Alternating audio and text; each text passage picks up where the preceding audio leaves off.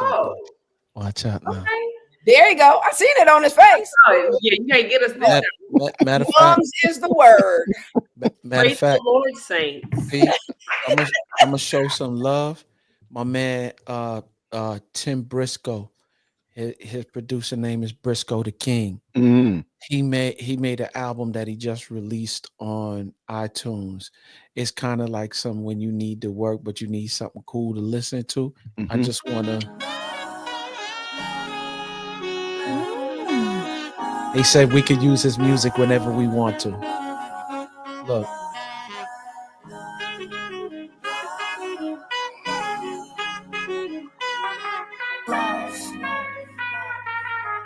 Love is the answer. Let me just. Yeah, how much? I can't buy. I just for after the show. What are you doing? What are you doing? I'm just playing some joints for you. Like, hold on.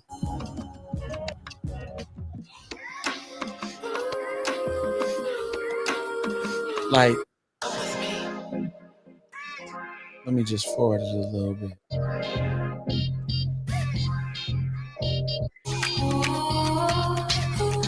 Like it's vibe out music.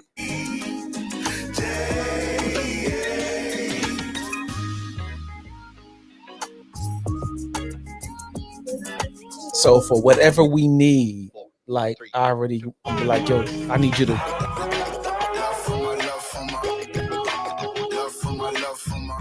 So yeah. Shouts out to Tim Briscoe, Briscoe the King, and that's just 3 joints. He's got a whole yeah. Anyway, Where do you if get music? Huh? Where do you get his music? You can go to iTunes. It's under Briscoe the King. He just released the album. He started producing. I mean, he's a musician, but he actually started producing a couple of years ago. And he's like, you know what? I want to put an album together. I said, you should. And I totally forgot. He came back. He was like, yo, remember that conversation we had? I said, for sure.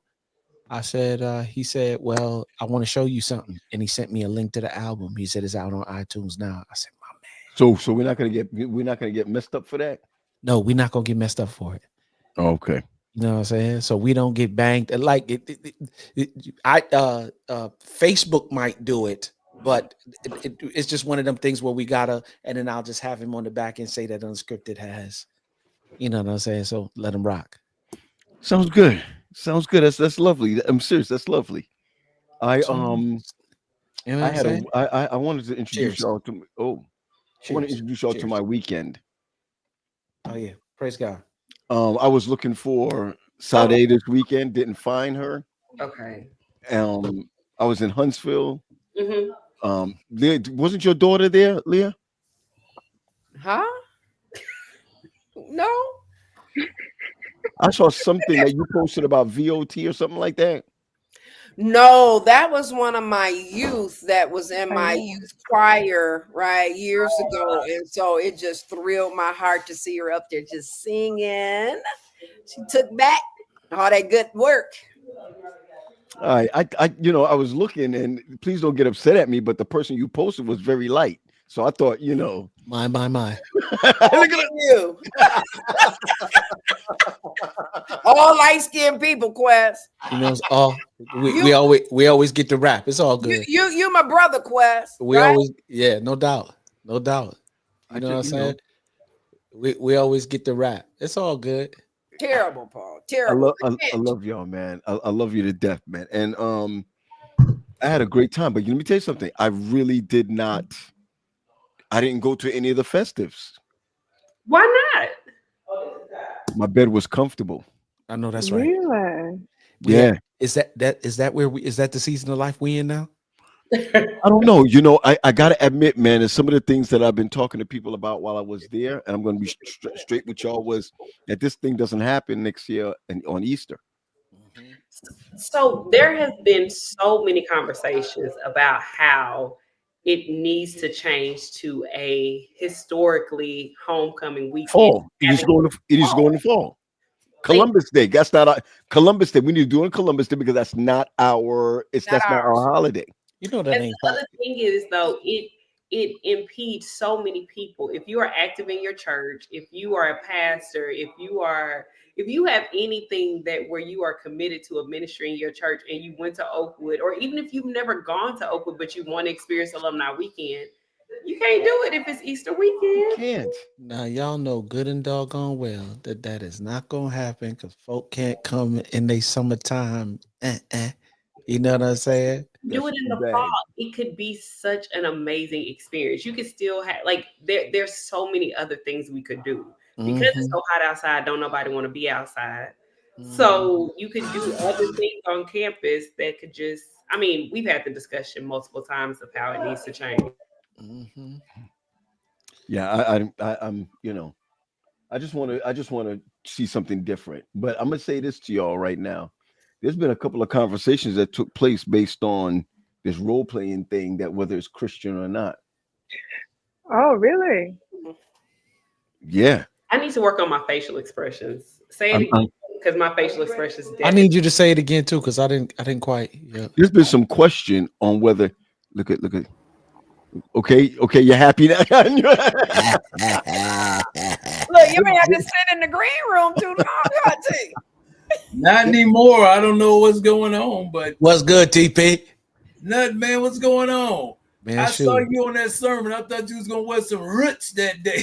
Hey, bruh. Hey, let me tell you something. I started to get to them on what's the name on Saturday, but I said, hold up, they're gonna get it this week. I got a little. Don't worry, I'll be able to send you some pics this week. Yeah, I want to well, see you rocking that. Come on, come on, well, come on. I got some questions. Yeah. You started this, Armina, the last time we were together on this Yeah. role playing thing. I just want to know. I mean, is that impeding our Christian walk? Because for me, I want to be a. Let me. Yeah. What is happening? So now you direct your planes? I I'm want. sorry. What did you say? I want. I You want. direct your planes Oh. now?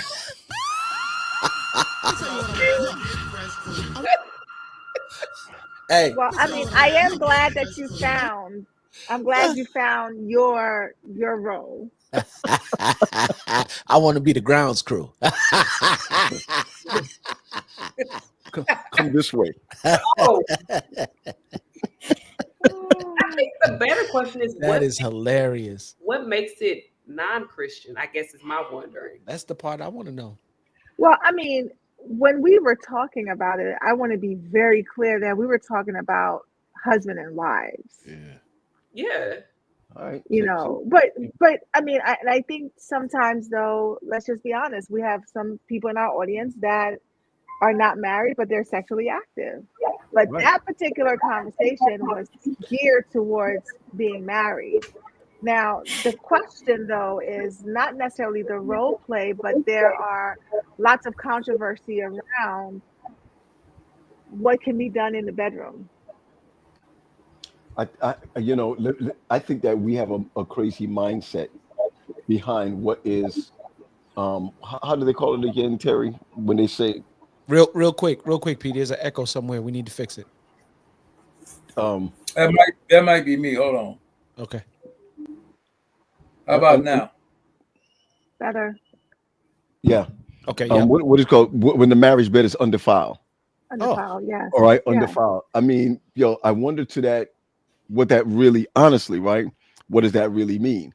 And I think that Yes. we need to begin thinking about what does that really mean. I'm just saying. Before we begin, hold on. Before we begin, I think I just found something, y'all. I found it. Oh, I found it. Hold on. Let me get rid of y'all for a second. You Get found out that it. year. Get out that year. He's in Jamaican. Get out that year. Get out of here. Get get out Get that out year. of here. Where will I? Come out here. Come. Yeah. Move. Hold on. Yep. Yep. Yep. Make it happen, Captain. Oh, I think I got it, man. I think I got it. Come I'm gonna on. be so excited. I'm excited. I can't even press these buttons. I'm so excited. Yeah. Yeah. Yeah. You went to you muted yourself, but it's all good. Okay.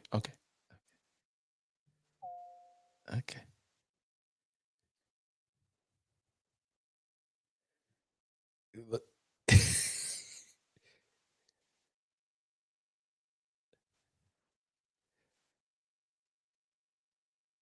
There ain't no sound to it, bro. That ain't it. That ain't it, P.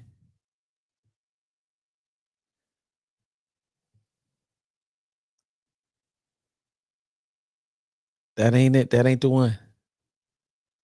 Where's the one I sent you?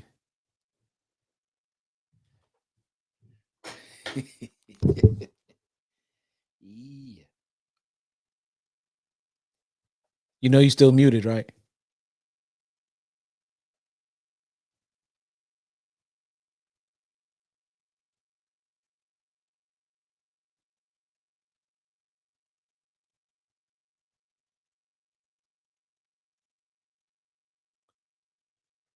You still muted.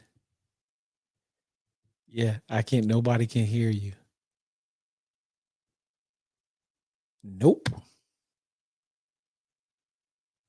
You are muted. Can you hear me now? Yes, I can hear you now. Yeah, but that's not what I'm looking for. Hold Yeah. on. Hold on. So what was the thing that you sent? I sent it to you. I sent it to you in your text.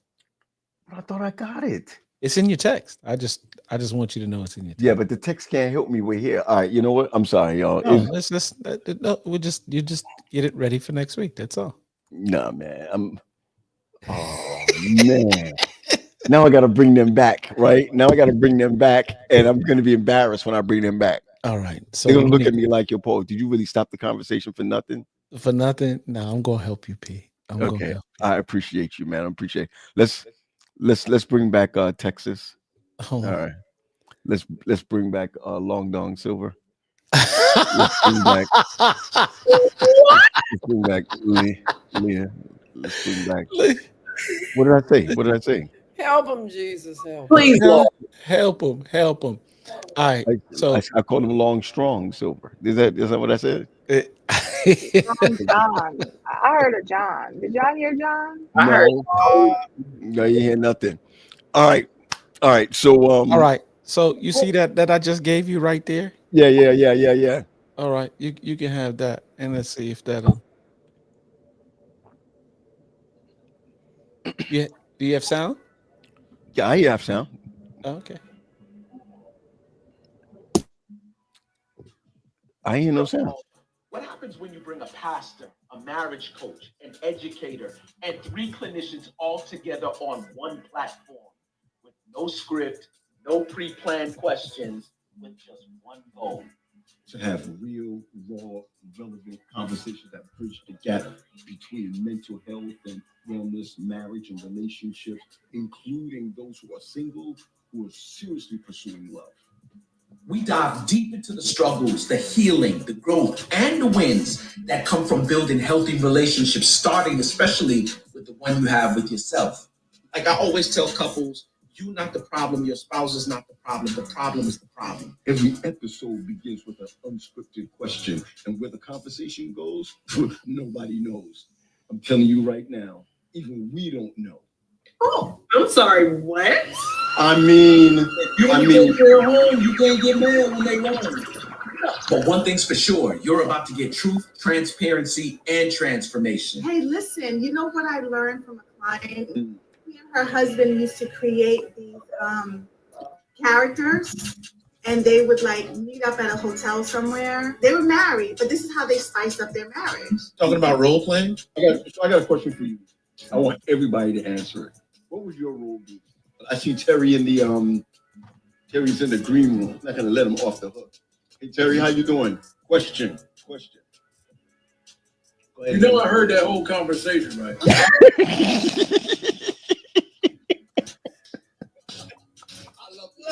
Welcome to another episode Of Unscripted, the Bridge Edition. Yeah. I love it. Awesome. Yeah. So So P got sorry. trigger happy because when I do it, I want to do it right. I want to do it from the jump. Yeah. So y'all getting it half now. Pete, all right, I'm gonna have to. I'm gonna get it together, bro. Don't worry. I'm gonna make sure we get it together. I'll get it together, man. my whole joint just died on me, man. I'm waiting for everything to come up. You know what I'm saying? Hey, cheers. Yeah, hey, cheers. Or well, with Terry, mustard seeds. All right, here we go. So anyway, first of all, I ain't see y'all. We haven't talked in a long time. Yeah, no doubt. So I want to go back to the mindset that a lot of people, well, I'm gonna say 4 or 5 people is enough to be like, yo, what is, is that really something that should happen? Is it a spiritual thing or whatever? And I like what you just said, Armina. We're talking about people who are married, but there's a lot of people, of course, that's on here, of course, that they have, sexual relationships and they're not, and they're not married. So, I want to be, for me, I want to be the groundsman. I still want to be the groundsman. He put him back on. Did you say you want to be a grounds crew? I want to be a grounds crew. You want to you want to come in with the overalls, with the, you know what I'm saying, the full body overalls. Yeah, just with the just the vest. Oh wow. And I'm gonna put a little light on so wait, so it could reflect. You know what I'm saying? So it can reflect. You really thought this out. I thought it out, Right. man. Yes. I thought don't be jealous. No jealousy. No jealousy at all. Because we're the Get Fresh crew. So Armina, Armina, honestly, is it kosher? Is it not kosher? Where's your heart on it? For me and my husband, it is. And I have to preference that because I don't believe that there is a script to marriage. Like there isn't a book where every married couple follows from cover to cover. That's it. Wow. She don't follow no script. So if your husband come in with a preacher's robe on, it's good, right? If your husband comes in with a preacher's robe on, hold on, Leah, I'm getting somewhere. If your husband comes in with a preacher's robe on, what do you, with a little collar, what you gonna say? Yep. Play me some Marvin Gaye. I'm just You saying. don't say, "Bless me, Father, for I have sinned." Hey. It's been 15 years since my last confession. Hey. Oh man, I think that we don't have enough, whether it's in the church or not, right? Whether it's in the church or not, we don't have enough open conversations because it's always a closed thing when it's really a spiritual thing. It's closed, even if you're not religious or church going or whatever. That thing is still spiritual. It really is. Leah, what you were saying? I'm sorry. No, I mean, I was just gonna, piggyback off of what you said initially and talking about the marital bed or the marriage bed being undefiled, right? Okay. And so when we're looking at that, basically what the word is saying is that there is no measure of corruption, right? that happens in the marital bed. So if I want to get creative, am I not allowed to do so? It is in the marital bed. Hey, listen, I think you're right because the person that said true right there is a pastor. See that guy right there, Byron Wells? That's a pastor. So okay, you could. So can I say this then? With the word saying that the marriage bed is undefiled, I think that there's a part of that encourages you to explore your sexuality with your spouse. Have fun. He gave it to us not only for procreation, but for us to enjoy. But I think you said something, though, Quest, is with your spouse. Now, with your spouse. We know that in some marriages, it doesn't just solely remain with just the spouse. Mm-hmm. And it can get creative, right? That way. You mean with permission? What'd you say? You mean with permission? I mean, again, it is only with the spouse that the marriage occurs. It doesn't occur with the spouse and outside partners. That's right. Even if an individual decides that they may want to bring someone into the marriage, then that no longer is solely about that marital union. So I question that, because in the Bible we see a lot of marriages where other people were bought in. That was never the initial. That initial was- Hey, wait, hold on a second. No one told you to talk right now, okay? She's speaking. Okay, let her finish her thought. Go ahead, my sister. So what I'm saying is, if we look at Abraham and Sarah, right? If we look at Jacob, Rachel, and Leah, if we look at just in that time, I think the only marriage, and I could be absolutely wrong, where I see one husband, one wife, is Adam and Eve. Job and his wife, I'll give them that one. Solomon, David, like, I think. Look at the what happened after they introduced other people into the marriage, though. Now, Yes. there were problems, right? Mhm. But if you look at Adam and Eve, they're not a good blueprint either.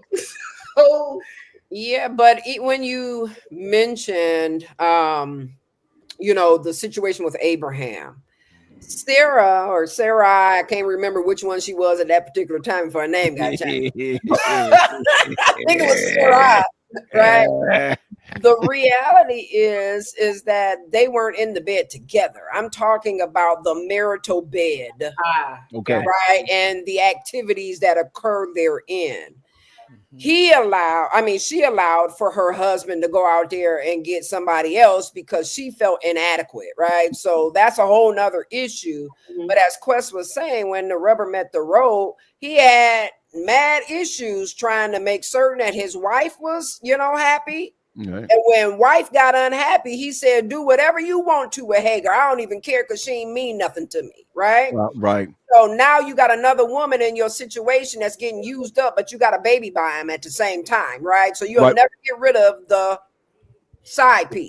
Right. Right. Because the rubber should have met the road. Oh, the rubber should have been on. But then it would have, Right. it would've produced. But you know what, though? It's a testament to what happens when you don't trust God in relationship. That's true. Yeah. If you look at every situation where there were side pieces or whatever we want to call them in terms of our biblical representations or examples, everybody did what they did because they didn't trust God's word. That's it. He said it like for real. When stuff don't show up in the time frame you think it should show up or happen the way you think it should happen, man, I'm dealing with some family stuff right now, and a lot of our young people are paying the price right now. Why? Because they don't trust God. You trust God in so many. All right, you have belief for God, but you don't believe God. Because see, when you believe God, it requires a movement on your behalf, whether it be obedience or moving in a particular time and space.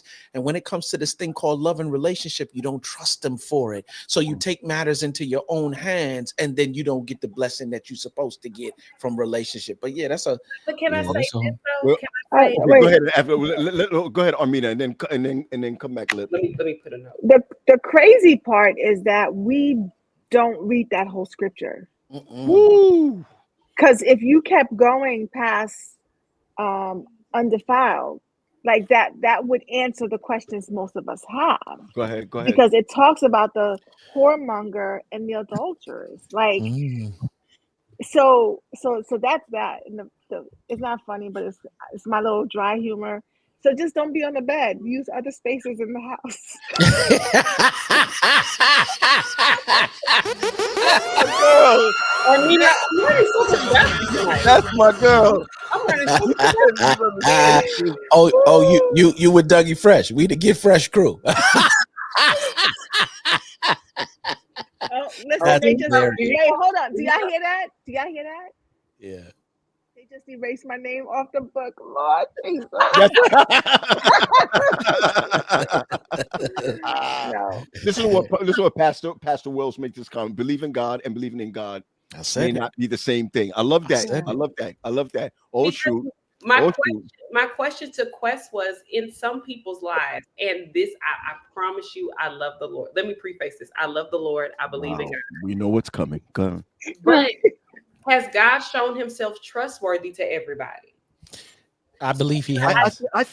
So let me say, if you have people who have experienced trauma literally since their childhood, and they've had to fend for themselves, they've had to fight people off of them, they've had to make decisions, and they didn't have the protection of a parent, they didn't have the guidance of a parent or a grandparent or someone to say, hey, I love you. When I worked with children in foster care, I learned the value of saying, I can't tell you who God is all the time because of your experience. And so I think we have to understand, for some people, trusting God is a daily choice that they're having to work through because he hasn't really shown himself like that in their lives. And I think it's unfair of us to say that you should just trust God with your love life, with your career, when you've had to literally get it out the mud yourself. Well, here's the funny thing about it. For those of us who are believers, right, and you know that trusting God is not an overnight process, right? Because I'm with you 100%, Sade. Like, for real, some of us have experienced some things, but it's a journey, it's a walk, right? And what you definitely don't want to do is take a side road off the path. Stay on the journey. Right. And a lot of us are taking side roads and stuff because we got, you know what I'm saying? Like, please, whatever you do, don't get off the path. Let me interrupt you for a second, Quest. Yeah. This is very hypothetical. Very, very hypothetical. Yeah. So Faith comes to you. And Faith says, you guys sat down, you say you watched Bridgerton together, right? Okay. She sees a scene on there, and she says, you know what? For your birthday, I want to do something for you. Praise God. Praise God for Bridgerton.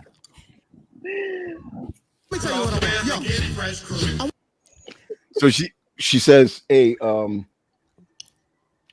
Jay, I just want to, I want to do something different for you. Praise God. All right.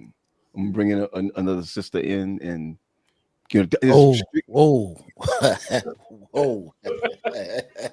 What? Pause. We not bringing nobody up in here. Well, see, listen, my friend. Because you scared me, because when I was talking, I thought you got where I was going. No, I did not. Until So you what said were you thinking? Bring another chick up in here. No. Were you thinking curry goat rice? What were you thinking? Let me tell you something. I don't need no help in the area of sin. I don't need no help. I don't. Hey, bro, my mind is very vivid. Yeah, I got quite the imagination when it comes to sin. I don't need no help. You know what I'm saying? So you're calling it sin? Yeah, I'm calling it. It's sin. even if they agree. Nah, bro. No. I'm not. Nah, you're not hearing what I'm saying. Nah, because when God come back to ask, but God, she agreed. What did I give you instructions to do as a father and as a husband, or filling in that? I don't care about I don't care if they wanted to, when my sons do it all the time. Well, he said I could do it. Well, if they said to jump off the Brooklyn Bridge, would you do that too? Here's my issue. You see the watermelon lady? Yeah. Okay, let me share something with you. I'm gonna sound like Sade. I love the Lord. I love him too. All right. And that's why nobody else ain't coming up in here. I don't think Leah. I don't think that I would have a strong rebuke. Okay, I don't think that I would have a strong rebuke. I think though that I probably would not, but it would not be because of heaven. So my question is it more so about the lust of the flesh, which would keep you right from not rebuking such an ask or such a gift? Is it the lust of the flesh that's motivating that? Or is it wisdom? Because Irv, right, just posted something. He said, so what's up with Solomon? Okay. Right. Solomon had all these concubines, right? This is where, men, that's the pinnacle for men to want to reach is what? You can't trust Dr. Daffy. Dr. Irv. Come on, Black. That's my boy. That's my boy. You can't trust Irv on this one, man. But here's my thing. He says nobody can explain this, and yet we acknowledge him as the wisest man. But What did he say? in his latter years, he said all of this was what? Vanity. Folly, foolishness, right? Well, after he's experienced it. And I think that we all have a measure of experiential knowledge that we can then turn around and look back at and say, don't do it, because it will lead you down a path that you cannot recover from. Okay, so do we not do certain things as Christians because we are afraid of getting caught, or we're afraid of going down the path? No, because some people will go down the path. Some people go down the path and be probably both. Okay, probably a little of both. Okay, I'm telling you, it's some people out here. Let's pause for a second. Action is next level, bro. Sade, do not wear your face on your sleeves. Because I was sitting here thinking, and I was like, I don't think it's just Christian, right? I think human experience lends itself, whether you're Christian or not, that some things just aren't going to happen in my house, right? Because common sense is more common than we think. If I know myself, right? If I'm in the bed with my husband and another woman makes a sound, we're going to have a problem. That ain't got nothing to do with my Christian walk. That ain't got nothing to do with, that's a problem for me. And so I think what we have to understand is outside of Christianity, and I'm not saying take Jesus out of it, but some things are just logically, it needs to make sense. And to the point of you and your wife may not be sinning, but this other person is. Sade, do you know what that is? If another woman come in here and I stroke and she make that sound in my ear that my people make, and I'm like, whoa. I'm going to jail. What was that? And I get, it's just certain experiences you don't need to have, because once that box is open, now you at your job thinking about that moan in your ear. Oh, y'all crazy. Not me. So I don't even know what he just said. I don't think he even know what he just said. Go ahead, man. Go ahead. So let me say this, okay? From before I was married, for the partaker in, let me just say that, okay? Before I met Jesus. Anyway. Amen. Well, actually, it wasn't. But anyway, let me just say this. Before you knew and had a relationship. I had a relationship. You met him a long time ago. Did you know him? I knew he had a relationship. Did you know him? Yeah, I was in college. But what happened was, and this is what inevitably will happen. Okay. And Quest was talking about it. There's always going to be, as my guys call it, my class, some strange, you see what I'm saying, that come along. And it's like, yo, she doing what this one ain't doing. You see what I'm saying? Or it's something different. And so then you start calling and talking to that one. You see what I'm saying? And there's problems because there is some rules, there's some rules that come along with this thing. And a lot of times it's hard to keep that, separate from, because it's like, dang, man, this one right here is doing this better than so-and-so. And so it's best to, because I've had women tell me that they would bring in somebody if, we were married or whatever, they would bring in somebody for my birthday. And I'm like, you probably don't want to do that. You don't even know what you're doing. Bring in somebody and putting your own self out of business. Listen, you bring in somebody, it's like you don't, but you wouldn't know her. It doesn't matter. There's social media and everything else. You run into and then next thing you know, your stuff is messed up at home because you chose to bring somebody in. And, eventually when that happened, the other person was, getting heavy rotation. That's how it was.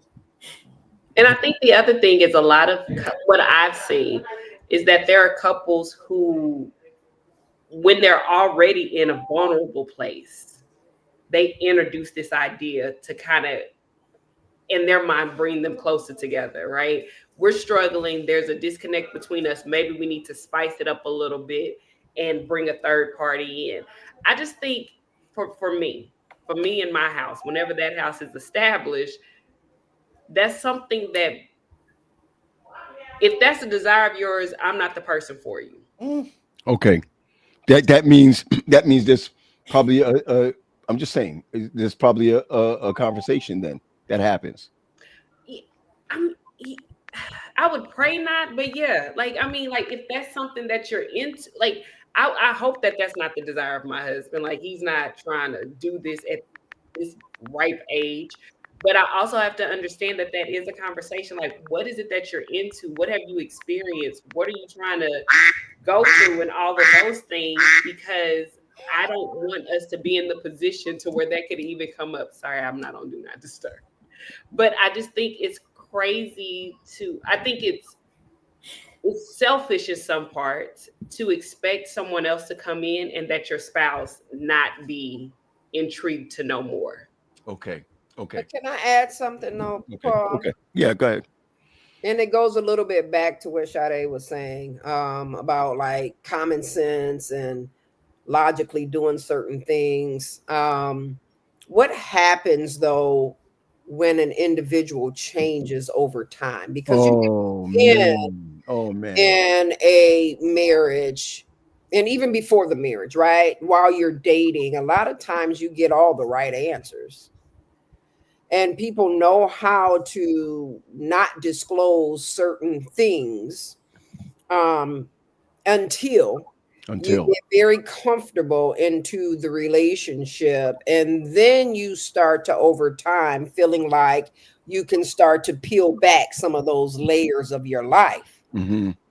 I know of an individual, will not, share and or disclose, but I know of an individual who was married for a let's say decades, had no clue, no knowledge that the individual in which, this person was married to enjoyed cross-dressing.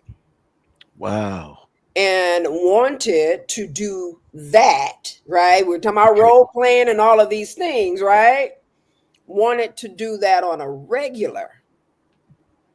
Now, years and years and years down the road, never was a conversation, never was disclosed. How do you then manage a person and a change in sexuality over time? Stay thirsty, my friends. Because it happens. I believe you're absolutely correct. I mean, as you were saying just even earlier, Sade, when you're not having the conversation, and then when you get married and this happens, or I'm just saying, and if you're dating for years and then this happens, it can definitely throw folk off. It can throw folk off to the point where I think, again, as Christians, we don't even have the conversations. So we end up getting married thinking that everything is spiritual, but how can two walk together and not agree? And two walking together and not agree is not having to do with whether you believe in the Sabbath or not, or so and so, whatever. You could be unequally yoked even in the bed. Oh, you understand where I'm coming from? They agreed in the beginning, the scenario that I just gave you, they were in full agreement. Over time, and they changed, you said. Right? The exposure, because what we're talking about here is exposure, right? You've opened up, as Quest was saying, you opened up that box, you opened up that portal. When you start to explore other things just to spice up, you don't know whether or not you have a propensity to want to remain in this particular walk of life. Leah, and that's it. Some people don't know their family history, and you have no idea what you predisposed to.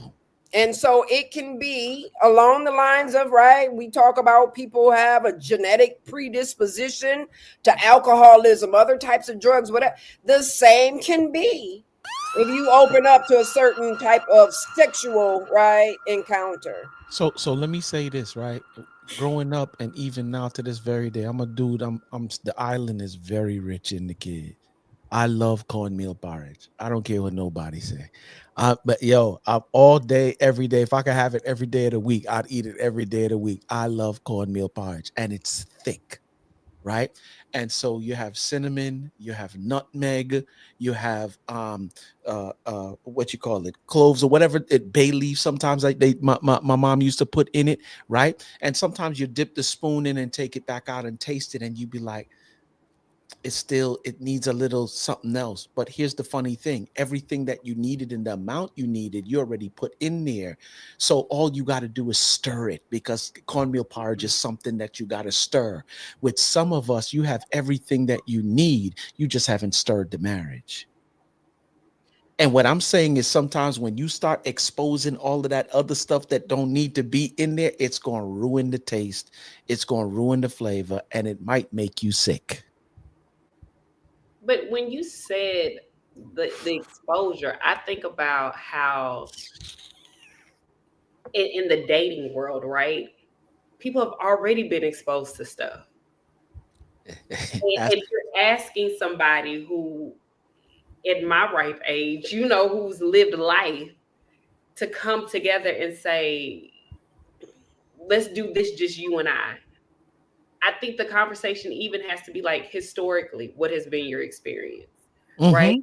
And I think the tough conversation, the real tough conversation for women, especially Black women, to have with Black men is, have you ever been raped? Have you ever been molested? Have you ever been abused?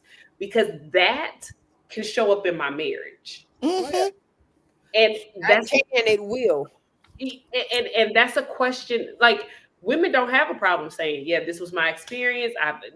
This is my life. This is what happened. But to give a man the safe place to say, I was touched and I hate that I liked it, but it happened. Like, how do you think that's going to present itself sexually? When we're if you don't have a safe place for them to share that, then they're not going to share. Right. And we're going to act out. And that's why I said I would pray that in a dating situation, or whomever I'm with, if I open that question up, that I've created that safe place. But now he's having to think about things he's probably never thought about since then. You know what I'm hearing, Sade, as you say that too? I'm just thinking like, yo, if you're not in a place where you're ready to have that type of conversation, then you probably shouldn't be dating to move to a serious relationship. Absolutely. But what if the other person don't feel, Quest, that they can have that conversation? What if somebody's not open enough to have that conversation? Well, then we shouldn't even be doing what we're doing right now. Because here's the funny thing: if we progress through all of this and get to the place of serious relationship, let me tell you something. You know how many couples I know who moving in a particular direction? Let me not say particular. They're moving towards marriage, and there's some stuff that they need to work through. And I've had to tell couples, let me tell you something. You might want to postpone this. And they're like, well, we paid for this and we paid for that. Do you know what you're going to pay on the back end? As a result, if you don't, sure, you lose a couple grand, but what you going to pay on the back? You know how much divorces cost now? Yeah. And that's without kids. Mediator.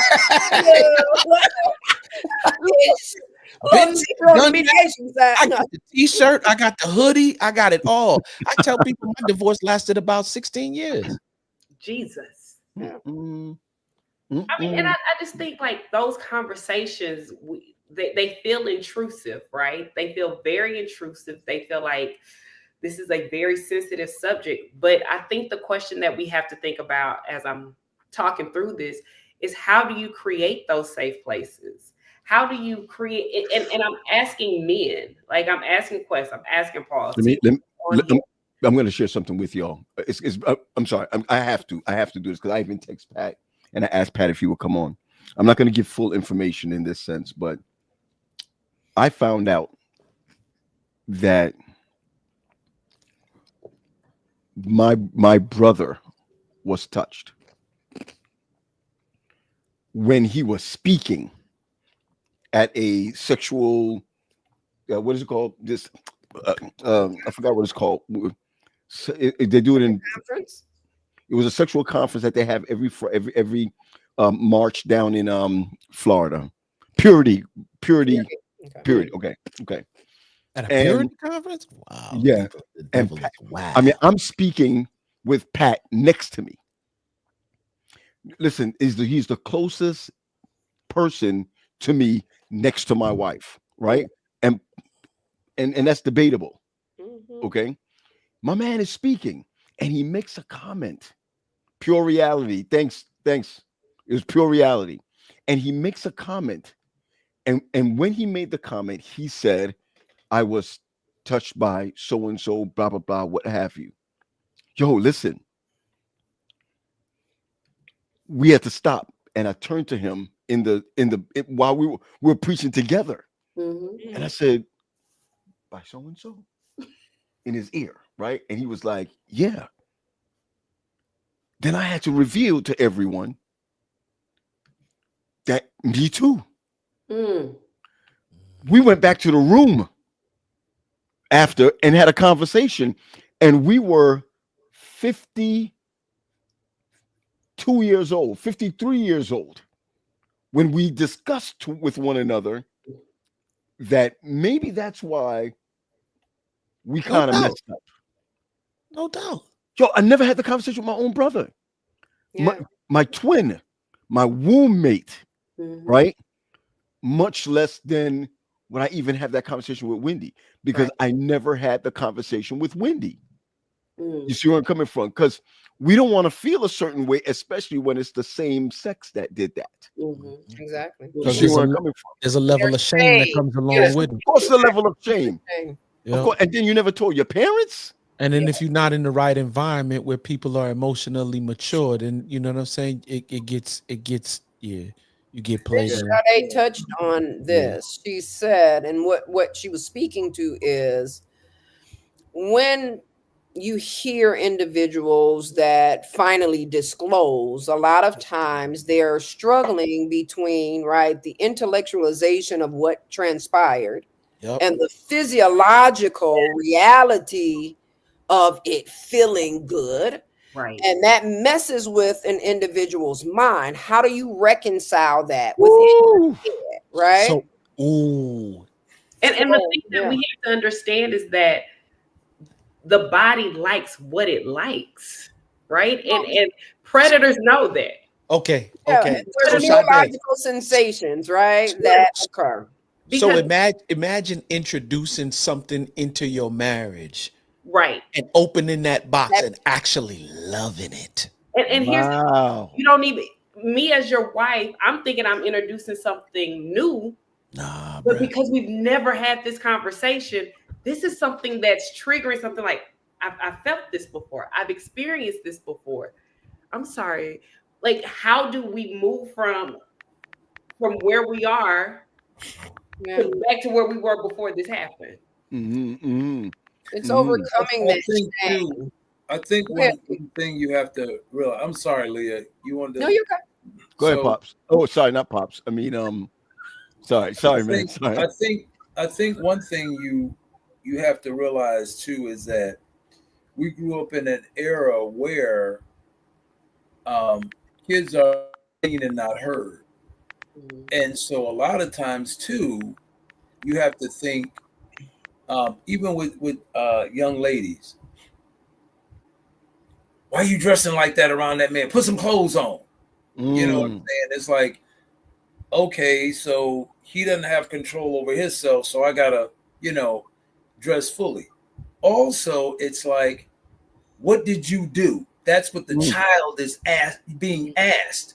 What do you mean what I did? I was being a child. What are you talking about? And so therefore, when a lot of those things happen, you don't know who to go to because your parents did not make it a safe place for you. So when I had children, I told my kids exactly what their body parts were. So there is no mistaking if something happens, it wasn't he touched my wee wee or he touched that. And he's like, oh, you bring in a stuffed animal. This is my wee wee. And so now you've caused a whole bunch of stuff that you're like, wait a minute. So I told my kids exactly what their body parts were. If somebody touches you, if this happens, You can feel comfortable. Come and tell me. Don't be afraid. Mm-hmm. See, that's not the era we grew up in. It would be automatically, what did you do? Why didn't you leave? Why didn't you come and tell? And so all of a sudden the kids feel like he did something wrong. Like, what did I do? And so that's another reason why we keep those things, you know, to ourselves, and we take them all into adulthood. And then you get into a marriage and you start acting out, and they don't understand. Your spouse doesn't understand, well, what the heck is going on? Because it could be some things that you want to try and you want to do that was done to you. You know, you're not open to certain things because of what has been done to you. And so you just figure, I'm gonna go do this and then I'm gonna be done. I don't want a whole lot of, and so that PTSD starts to kick in.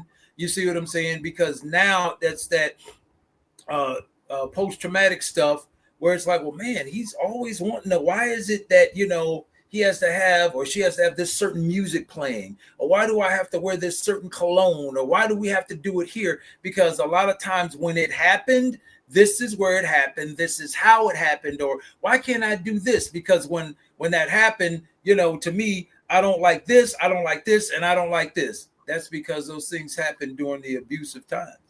Wow. And I think the other part is that a lot of times, and I can say from my experience, I don't think that it's parents don't want to create a safe place. A safe place wasn't created for them when they experienced it. So they don't know how to create it. Right. They don't know how. Because the truth of the matter is, my generation was not the first to experience it, right? I think my generation was the first to go to therapy and talk about it. But my parents, my grandparents were never given the freedom to say, Uncle so-and-so touched me. Right. Or this happened. So to create a safe place, you have to know what a safe place even feels like. And I think not just a safe place, you have to also have language yes. that's associated with the action. Most Like- children don't have the language to say what has taken place. Yeah. Right? There's no words in their vocabulary to say that this, that, and the third actually transpired. And so that's one of the reasons that play therapy is so important for children, is because that's their first language is play. Right? So you have to watch people and see the children. How are they moving? How are they acting? What is the unspoken language of what's taking place? So there's a lot around this. And Leah, play brings us back to secure attachment too. It does. Yeah. That's what brings us back. And is one thing you got. I'm sorry, Terry. What is? I'm not going to gloss over that. What is that? What do you mean by that? What's secure attachment? Yeah. What is that? Attachment. Secure attachment is where, you know, it happens really in the maternal, you know, process when a child is born.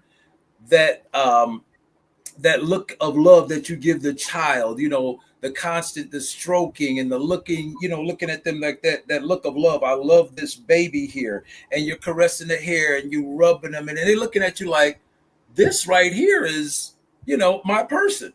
This is my person. And so anytime we have secure attachment issues, it's based on a survival instinct. You see what I'm saying? It's like we're trying to survive when there's some stuff there. It's not. And secure attachment is one way to get, or play is one way to get us back, because we play too much. We work too hard. We never sit down and have a good time and just go outside and run around. That brings us back. Those are one of the ways we can't, our parents can't help the template they were given. You see what I'm saying?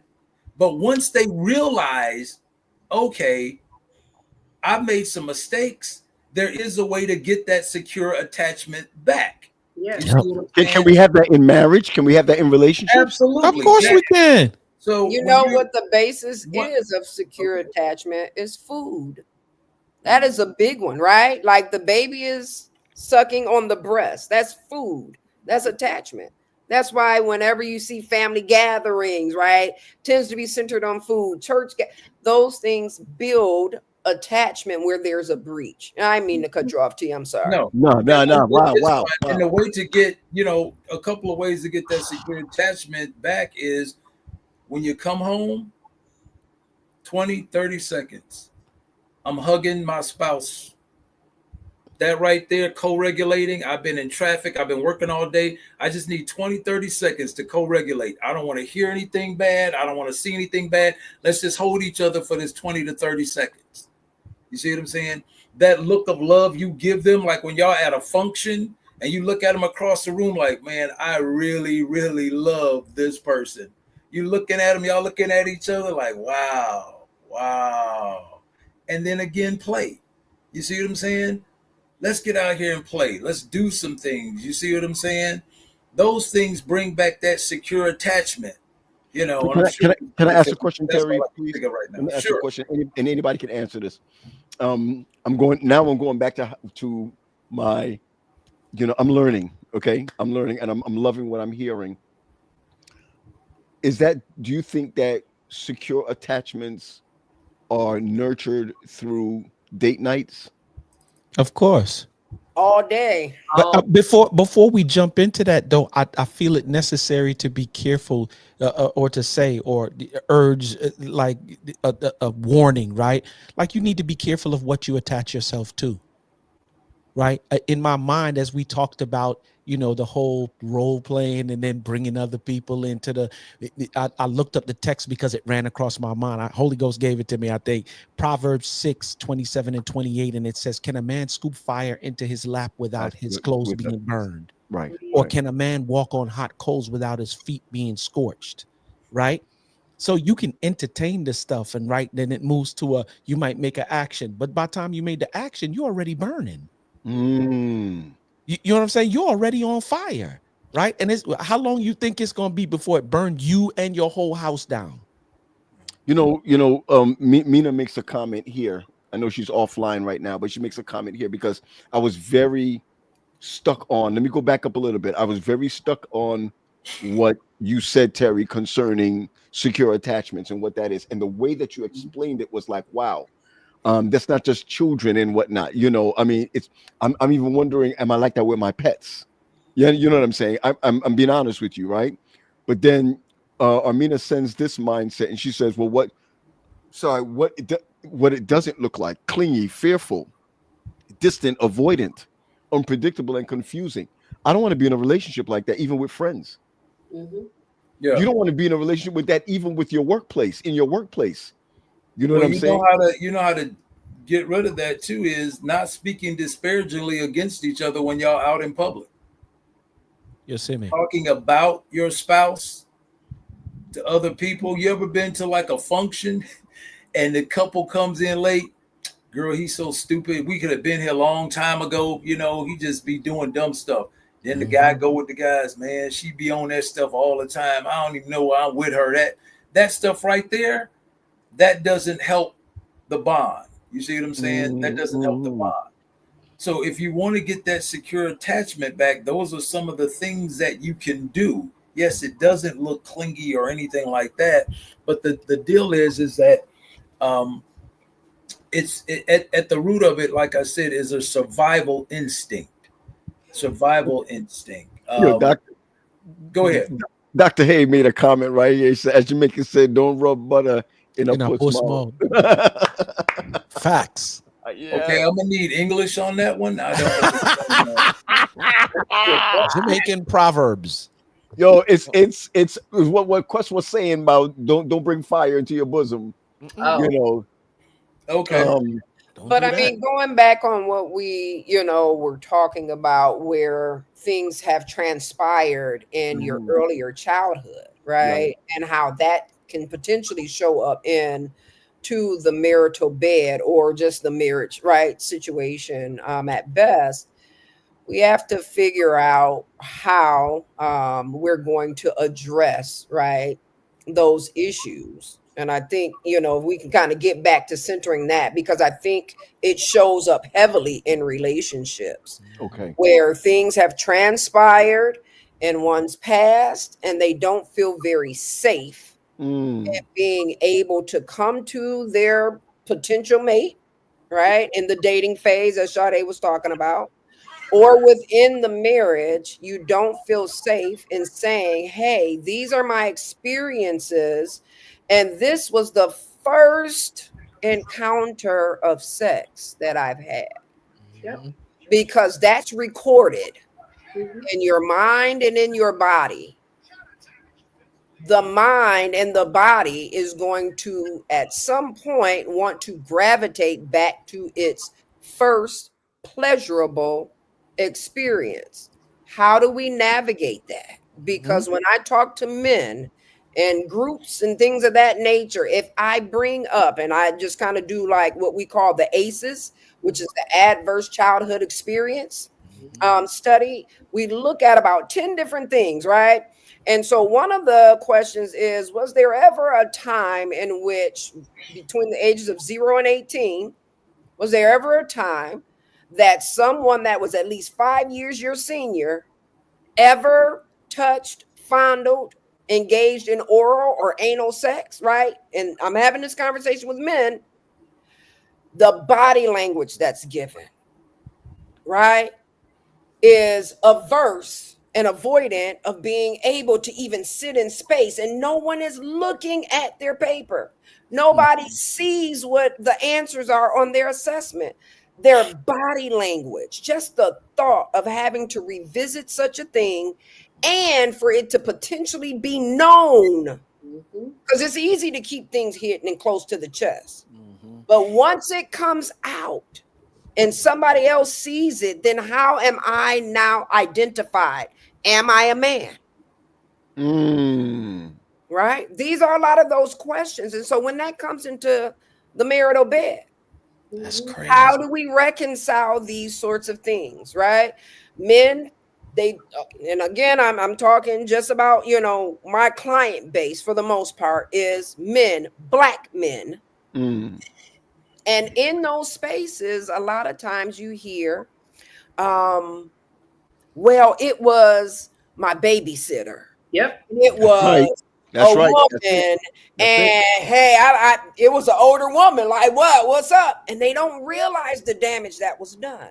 And that their wife is going to have to assume later on in their lives of dealing with the sexual improprieties that was done to them by a trusted individual. Can you be damaged in your 20s? Because I think I might be damaged. But you know what, Quest? I was literally sitting here and I was thinking about how I have had conversations with teachers. Wow. Right? Wow. Conversations with teachers about what's appropriate and what's inappropriate. My male teachers know it off the bat. My male teachers are like, no female student can be in here with me by myself. No female student, like they know it.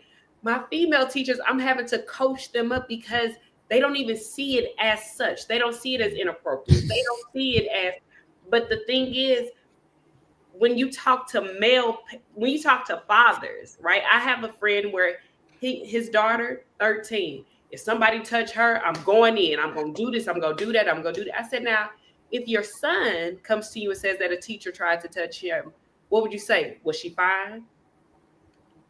You are continuing this cycle of it's okay. As long as she looks good and, well, he wanted it anyway. How you know your daughter didn't want it? Oh my gosh, stop it. Stop. How do you know your daughter didn't pursue this man? How do you know your daughter wasn't presenting herself in such a way? But we are so quick to that young boy is a man and, you know, this is just what he wants to do. But this little girl, and this is the cycle like we talked about 2 weeks ago, Leah, where girls have this persona that we have to perform, right? I can't be who I really want to be. I have to perform, but this boy can do whatever he want to do and it's okay. You know, we gotta realize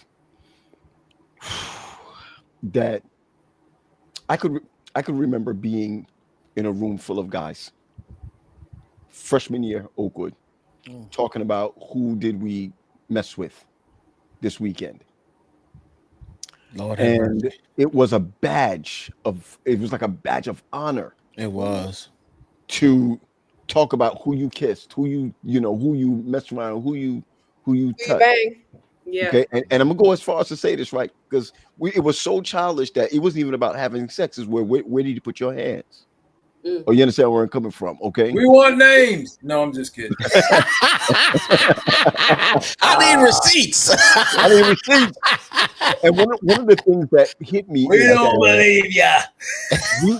it is not a badge of, it is not a badge of honor to lose out. It's not a badge of honor to walk away from that.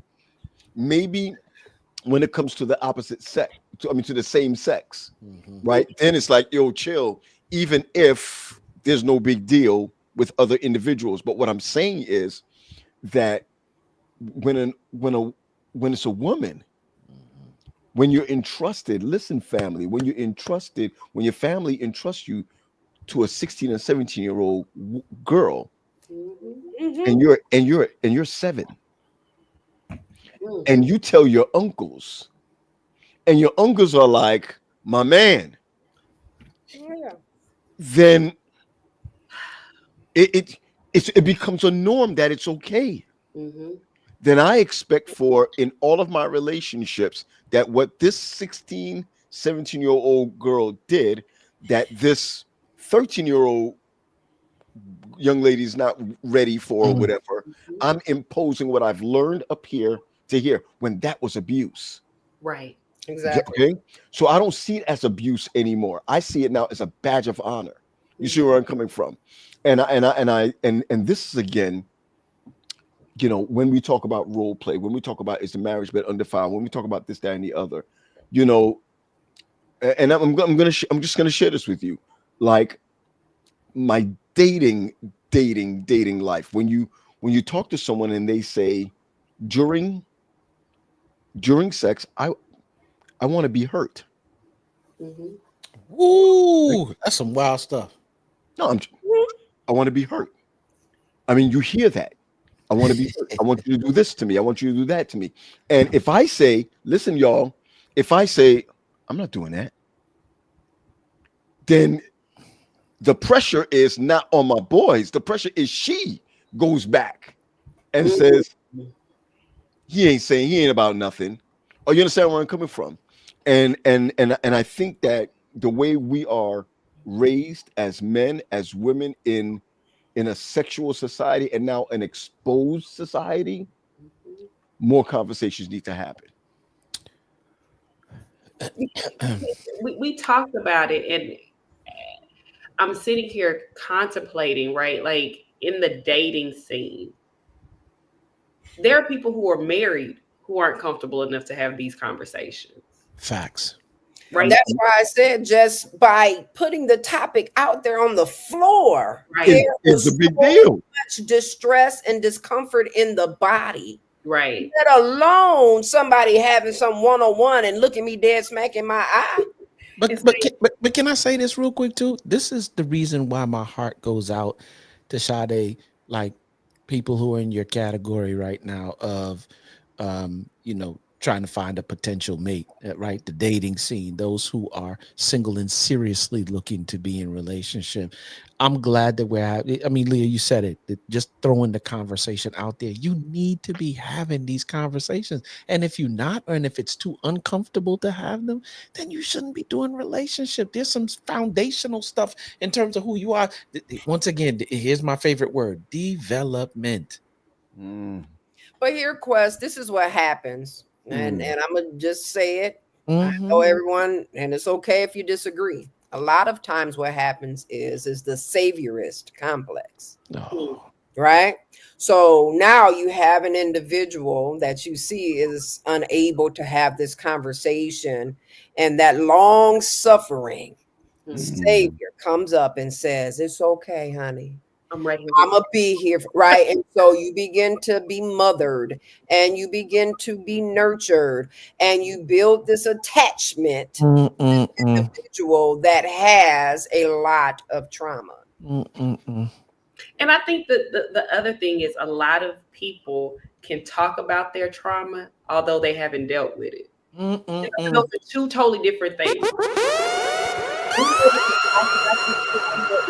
This is what happened to me. This does not mean that you have sat and dealt with it. And that's why, Quest, when I brought it up at the beginning, God has not, in some people's lives, he's not shown himself trustworthy because they haven't done the work.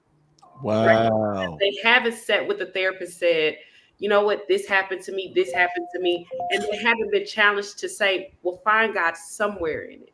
Like, how can you find God in this trauma, or how can you find God in this experience? And so I think when you do the work, right? Because I was a performer. I was whatever he wanted, however, whatever. And it's not even just sexual. It's if he wants to go here, we're going here. Because in my mind, that's what I had to do as a little girl. I had to perform.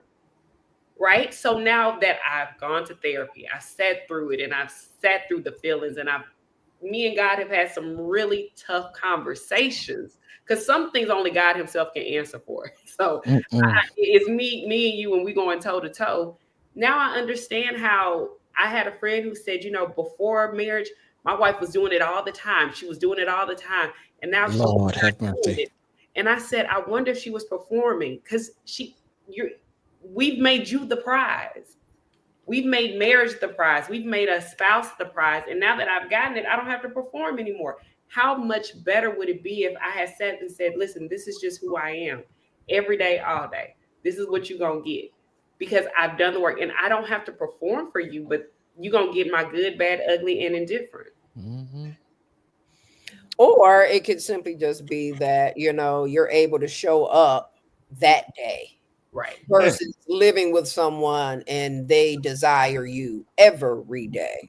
My. A big difference. My. I'm going to ask you this question. That's Yeah. Sadie, I'm going to ask you this question, and it's really not getting big. Do you feel that in your quest for marriage, do you have boundaries when it comes to? I'm just saying sexuality. Do you have boundaries? Yes. Okay. Yes. And I have boundaries, because what I've learned is that if I don't, it will spark insecurities. It will spark jealousy. It will spark frustration. Like all of these things that if I allow you to play too close to the fire, we're going to get burned. Okay. I'm going to Terry for a minute. Been married, the whole nine, family, the whole nine. Do you have, as a man, do you have boundaries, being single and what have you? Do you have boundaries? Yeah, you ain't gonna put nothing in my butt.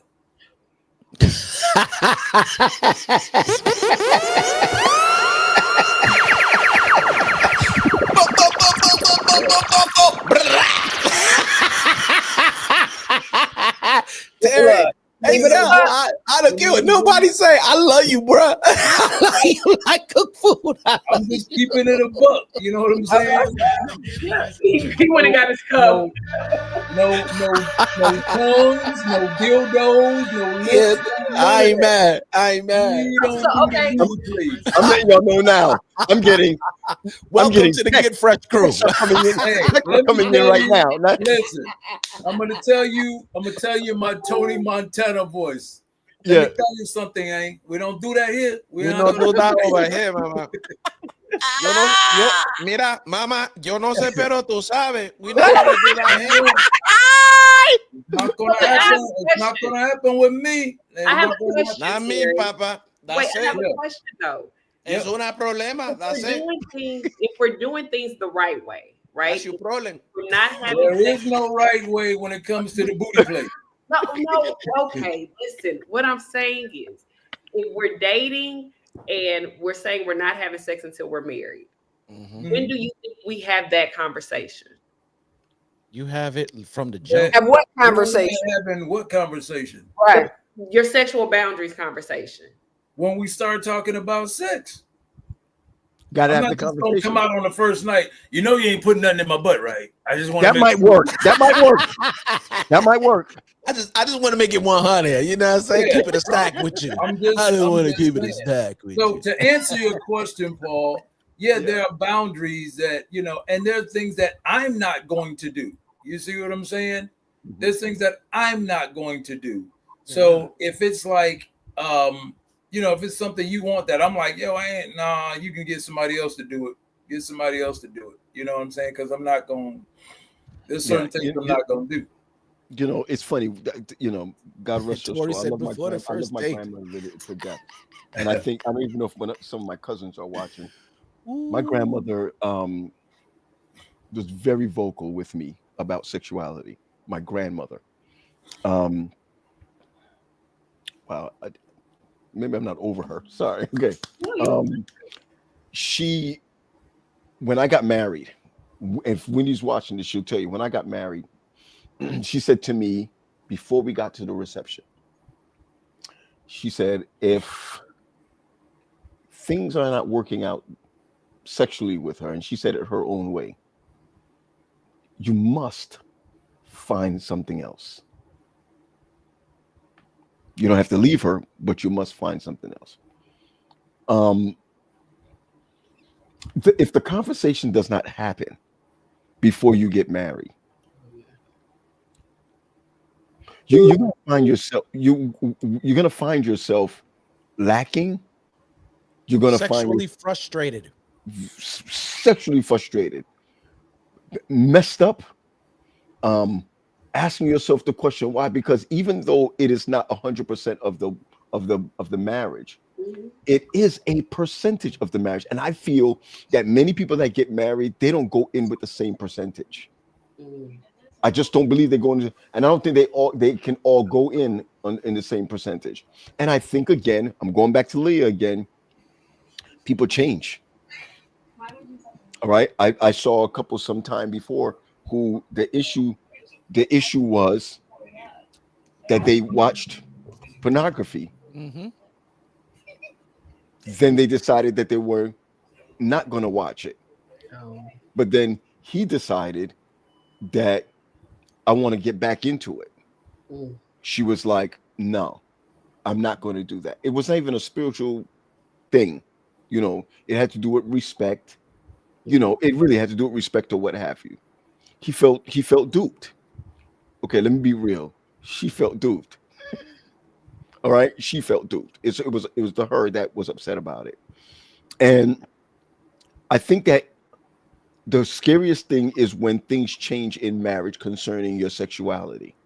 When things, if Wendy comes up to him, just say Wendy comes up to me and she puts on a baseball cap, Tim's, right, shorts on, My. and a vest. Yo, I don't think I'm going to be like, that's not what I like. My mindset would be like, if that's what you like, I will get used to it, even if it's a one-time thing. That's the role play I think that what's the name was talking about, that Armina was talking about, right? But like, if you're gonna beat me with a With a dildo. with anything, Whips, chains, all of that. whips, Put a big one you across your forehead. thank Wow. you. Hold up, y'all. You gonna choke me out? Pause. Big pause. I mean, I don't like that stuff.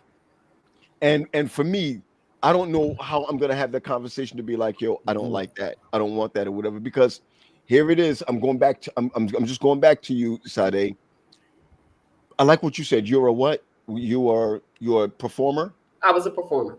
Okay. My grandmother taught me to be a pleaser. Which means whatever they want. And and my grandmother meant whatever she wants. You do it, no matter what. And this was her answer. And we can use this for another show. Listen to this. She said, because if she doesn't, you have every right to go out and do what you feel like doing unapologetically. Wow. Do you understand where I'm coming from? Wow. I just want to be clear. Yo, my grandmother was one who believed that if you're starving, you need to eat.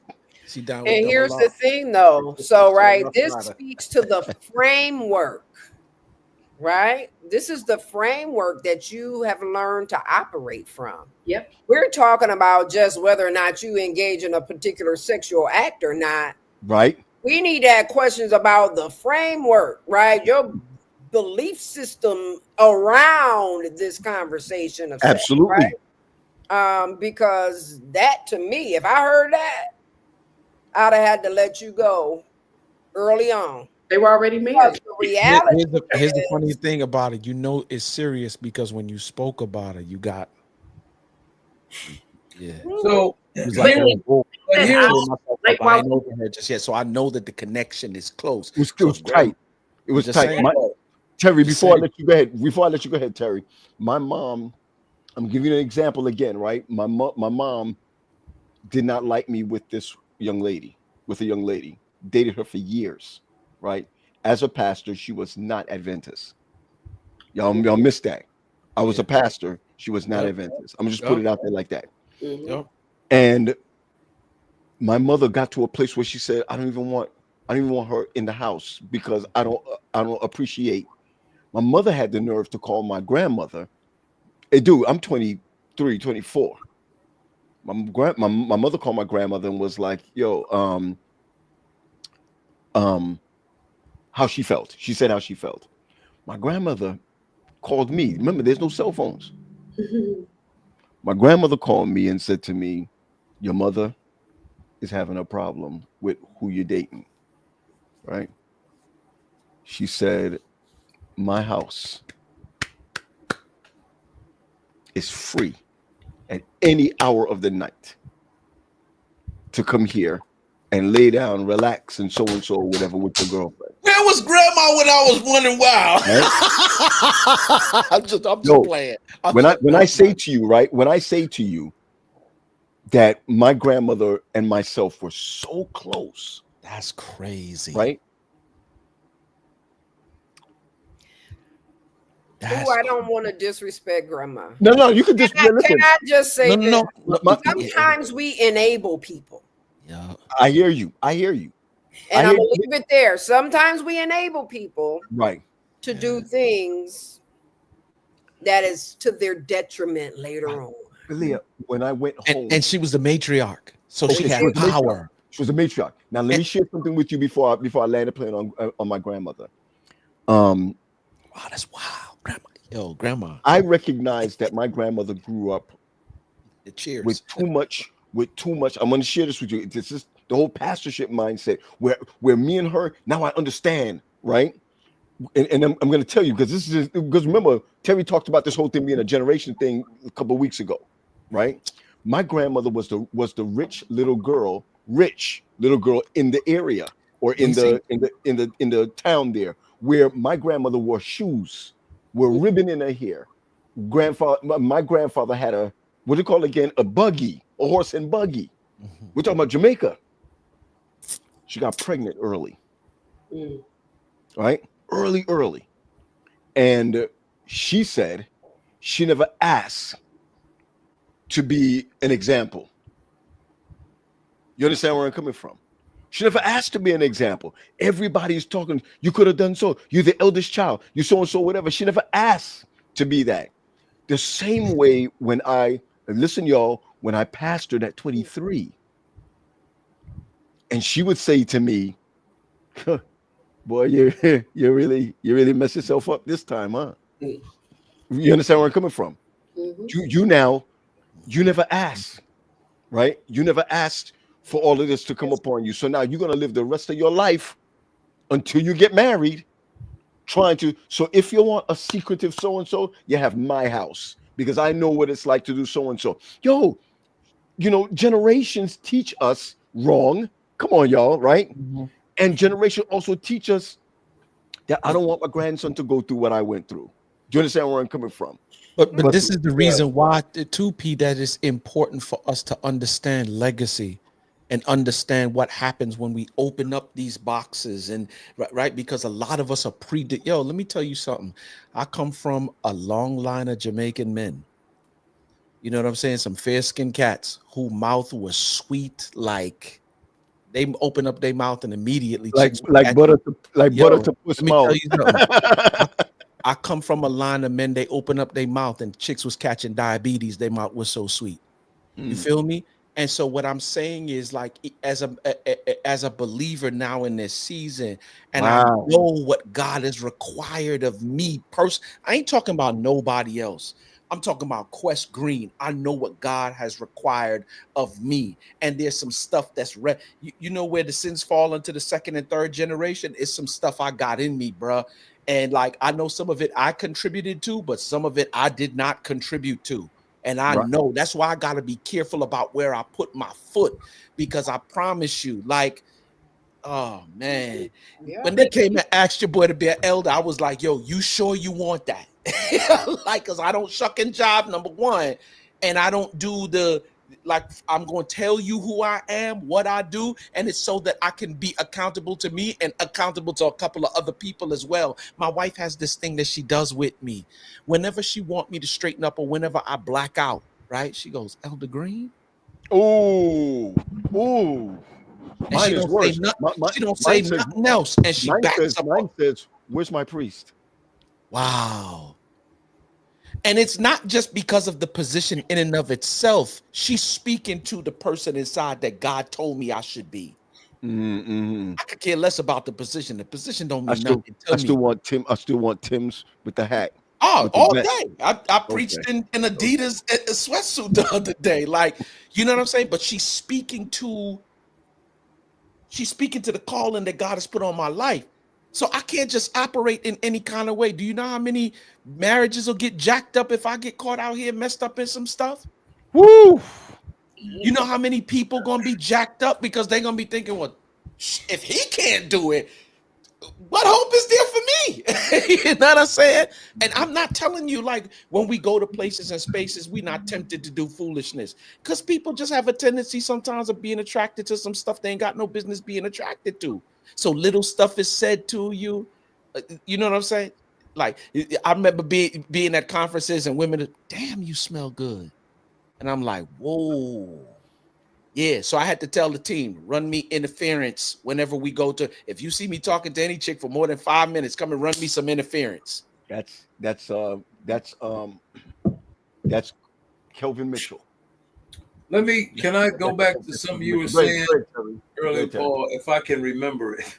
No. Go ahead, man. Try. I think, and that's a good, strategy that you have, Quest. It's always good to have a strategy, because you won't be tempted above what you can, you know what I'm saying? And you're going to in therapy too, Terry, because I got to deal with the inner man on a regular basis. He provides a way of escape. And so I know where you're coming from, because I had to end a therapeutic relationship with a woman, because she came on to me and she was just like, yo, I want to see what, and I was like, so let me just say this, that's not going to happen. And because you expressed that to me, we have to terminate therapy, because I can't, you see what I'm saying? And this was a fine sister that I had to end, therapy with, because I was just like, man, let me just do this now, because I can't risk my license. You see what I'm saying? I can't risk my license for that, because my license is more valuable, and so is my reputation. But going back to something you were saying, Paul, about your grandmother, I think, and Leah, I think, touched on it. It's like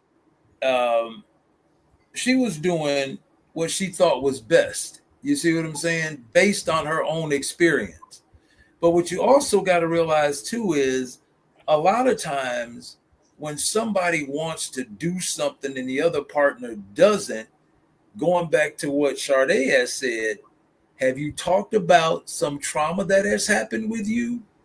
And you don't understand why this person, you're supposed to be my wife, you're supposed to be my husband, but you haven't talked about that thing. You see what I'm saying? And so it causes, this person gets mad, and next thing you know, you're sitting in divorce court, and you never knew what the issue was, because that person never talked about the problem. You see what I'm saying? That traumatic issue. Well, I want to do this. Or why you don't want to do it? Because I just don't want to do it. I don't think we should be doing that. That's not. And then you start bringing in the Bible and God and Jesus and all of that, and really not saying what the real issue is. The real issue is, this happened to me when I was a child, and doggone it, I don't want it. And you're like, oh my God, I didn't even think about that. Because you're just thinking that, hey, we married now, it's okay. we should be able to do these things. And so those are some of the things that people don't consider when they're saying. But what you got to look at too is coming from, look at our history. We have ancestors who were raped picking cotton and had to get back up and keep picking. You see what I'm saying? We have ancestors who were, had to push out babies for their owners and had to get up and keep on working like it didn't exist. So we are the masters of, you see what I'm saying, masking those traumatic incidences that happened to us. And guess what happened? It's in every last one of us today. It Survival was passed mode. on because trauma changes our DNA. Wow. Where we are. You see what I'm saying? And so we just like, everybody knew your Uncle Johnny was what he was doing, but nobody said anything. And he still came to the family reunions, and he still gave the kids candy, and he still gave them money, and nobody said anything, but they knew what was going on. And in some instances, you were served up. You see what I'm saying? Because you knew he was doing this, but he was the only one that could keep the kids while you went to work. You see what I'm saying? And you just prayed like, I hope nothing happened. And so, you guys were talking earlier, and I don't want to interrupt about, the babysitter and stuff like that. Sometimes the babysitter is your own family. For instance, look at R. Kelly. Look at R. Kelly. R. Kelly brother talked about him and his brother. He was like, look, his brother said when he was kept inside, he knew, it was going to be on him. If Robert was kept inside, it was going to happen to Robert. And this was by their 16-year-old sister. You see what I'm saying? By their 16-year-old sister. Now, guess what? All this runs downhill. All behavior is learned. You don't wake up one day and say, you know what? I think I want to molest my brothers and sisters. What happened to her? You see what I'm saying? What happened to her? So she does what? She imposes it on the next person. So everybody's looking at R. Kelly as this horrible individual who never got help for what was going on with him. Never got help for it. But because he R. Kelly doesn't have game for older women.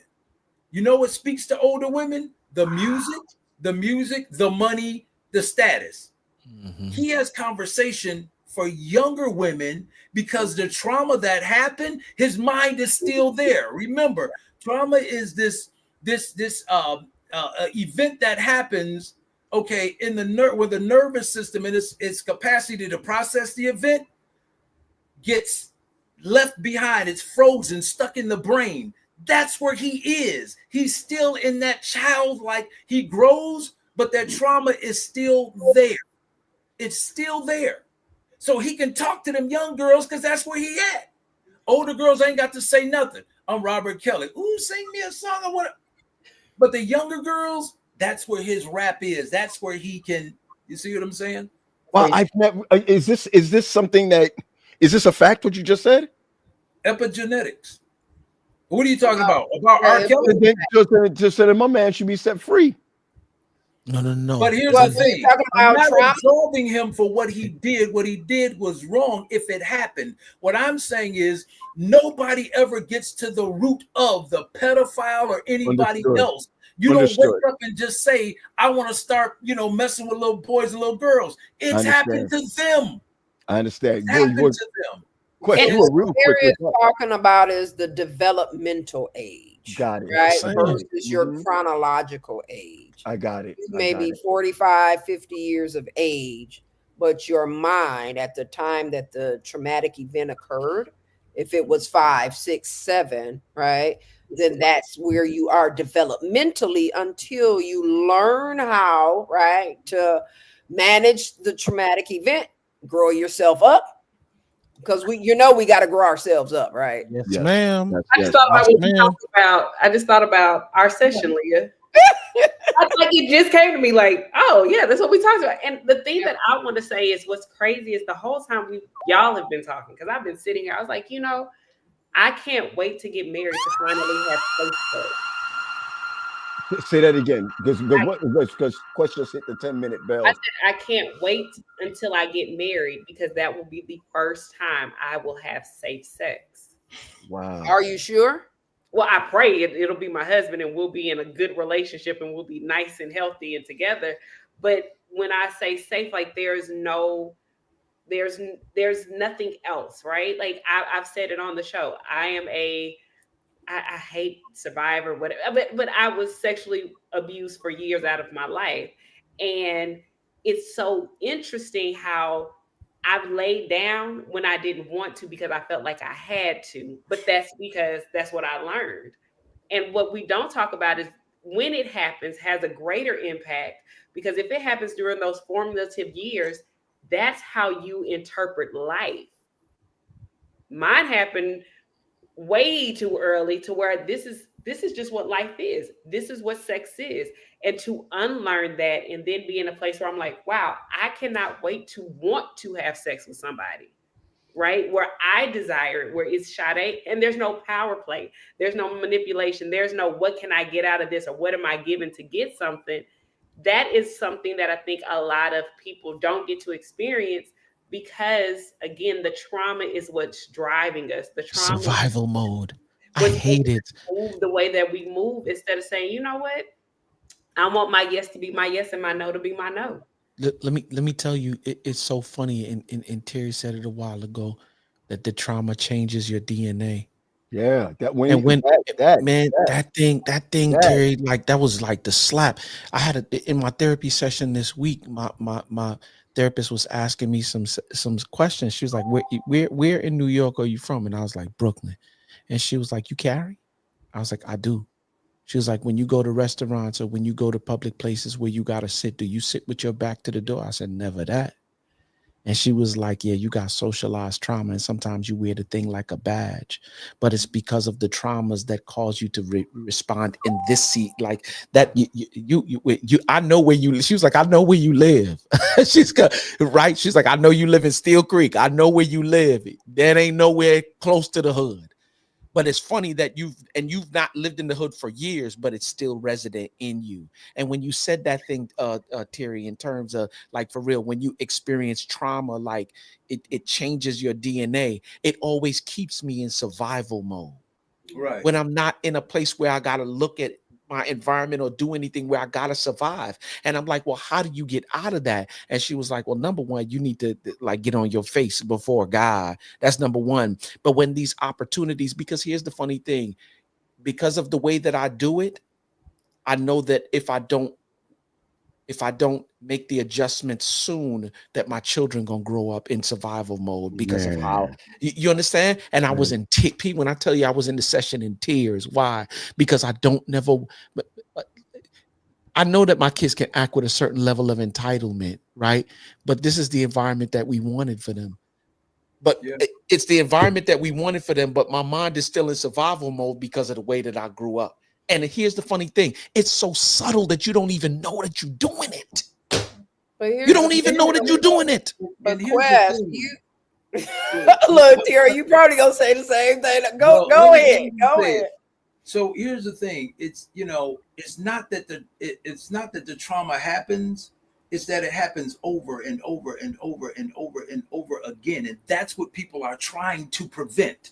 You see what I'm saying? It keeps happening over. And it's just like, man, it happened. It's still there. How do you get rid of it? Because it's so deep embedded that you act out later in life. You see what I'm saying? Your nervous system, it can't process it. It becomes overwhelmed. And so you stay there, like Leah was saying, you stay in a certain mindset. Michael Jackson, R. Kelly, anybody that's been abused, what's the man, Sly and the Family Stone, all of these people were abused at church by a musician or whatever the case may be. And so those things stay with us because back in the day, what did we have? Just pray about it. Just pray about it. Just pray about it. And it's like, wow. So ain't nobody talking about therapy. Nobody's talking about therapy because that wasn't for us back then. Therapy was for who? For white crazy folk. You see what I'm saying? It wasn't for us. All we had was Jesus, and that's what happened. And you can have both. You can have both. You know what she started me doing? She started having me identify when that thing shows up, right? That when the armor shows up, I start identifying when it works for you and when it works against you. And even in the moments where you think that it's working for you, even do a double check on that, because you think it's working for you because of like, no, this is what she said. She said, when it's working for you, I think you like the fact that you're in survival mode in those moments. You like what it does for you. You like that it sends the message like, yeah, I'm not him. Like, you know what I'm saying? And she said that in those moments, does it really work for you in those moments as well? And I think another, there's chemicals that's emitted when you're right in this fight or flight phase, right? So that hardened exterior, that hood, whatever, that's fight nonstop, right? And so as you get that dumping of these feel-good chemicals that helps you to fight through life, and then you cut that off cold turkey, just like cutting off sex cold turkey and anything else, right? That you may be addicted to, because you can be addicted to anger. You can't be addicted to hood, you know. The real is that your body begins to seek after it, right? And you have to quench that somehow, some way. So if you don't replace it, you'll find yourself back to it. Can I jump in? I'm talking. Y'all been talking this whole time. Are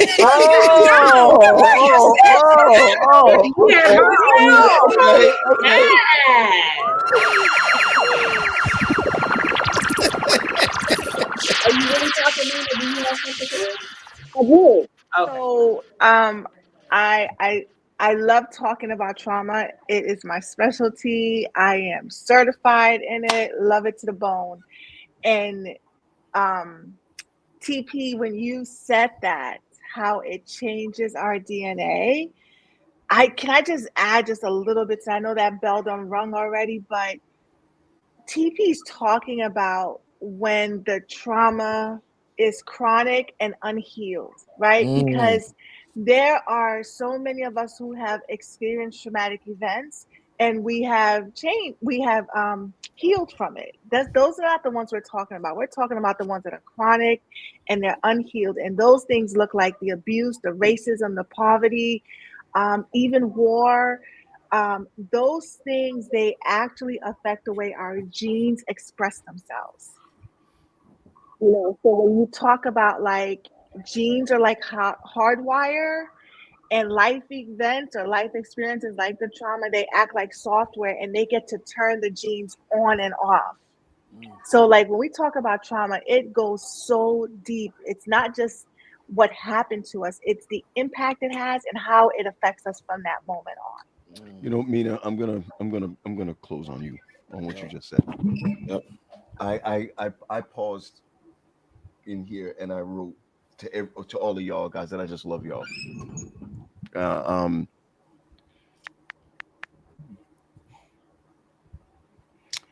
Yeah, you know, I hate y'all. Rainmaker. Man, what's real about this is that I'm gonna ask a question around the horn. Okay, just for a second. And in the question, you don't have to talk about yours. You can talk about just in general. And I'm gonna start off with Mina, and I want to close off with Terry. What is it in your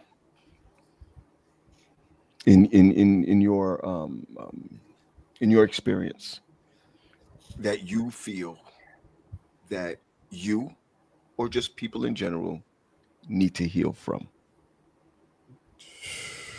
Okay, if you don't want to say yourself, that's fine, right? But even in your experience, people in general. Okay, and I'm going to start. All right, I'm going to start. I think